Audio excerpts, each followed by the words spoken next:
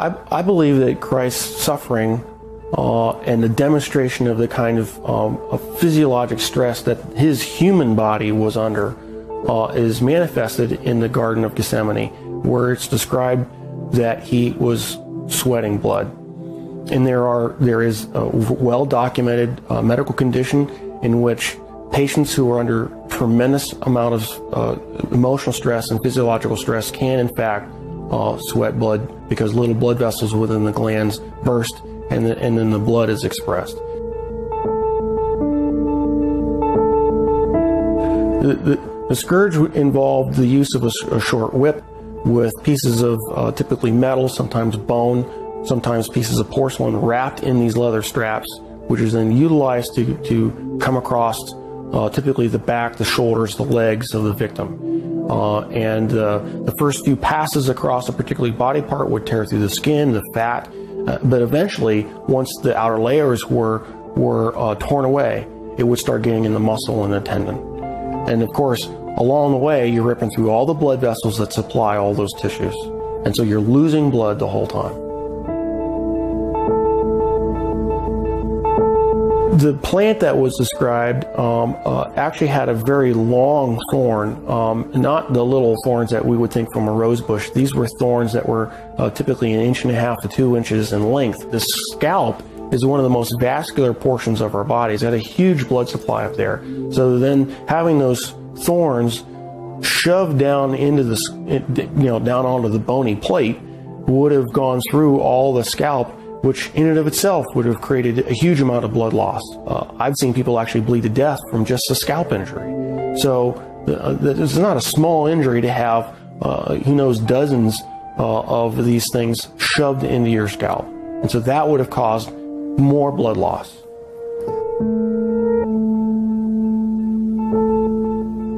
Typically, when a victim has to carry the cross, what has been described in the literature, in actual Roman literature, is they describe they carry the crossbar, and the crossbar is estimated alone was estimated to weigh about 110 pounds. And of course, if your arms are stuck out here, wrapped up on the crossbar, and you fall down, you need help getting up. You just can't get up on your own, because there's no possible way without your arms to get up. So he would have needed help getting up. If he fell over, there's a good chance that he could have hit his chest, which then could account for the possibility of a cardiac injury. Anatomically, we consider the wrists as part of the hand, and so with the placement of the nails between the radius and the ulna at that position, it still fits the definition of being in the hand, and it's in a position in which the nail won't rip out, which you have to have a solid point of fixation.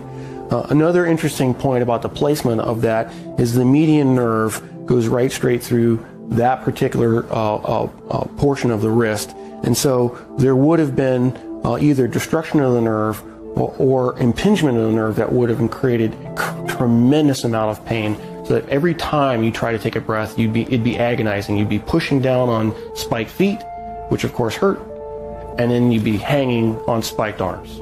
And so you alternate from excruciating pain to excruciating pain every time you take a breath.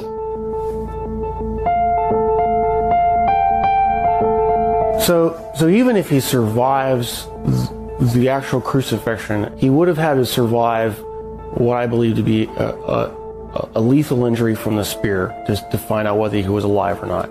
What's described is the loss of water and blood, and that would entail either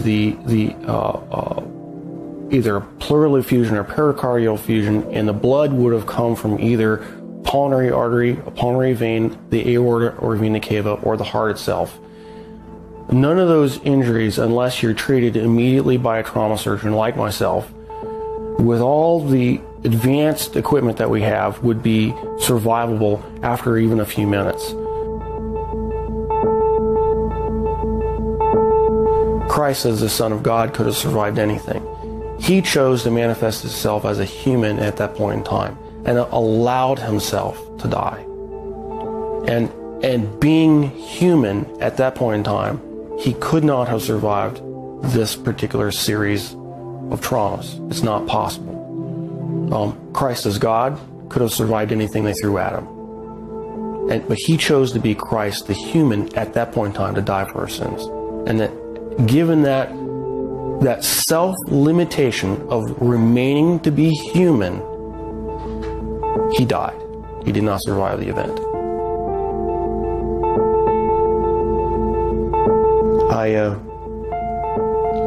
I'm profoundly impacted by it.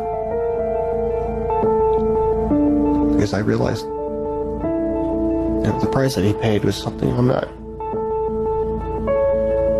I would never be willing to do for probably anybody.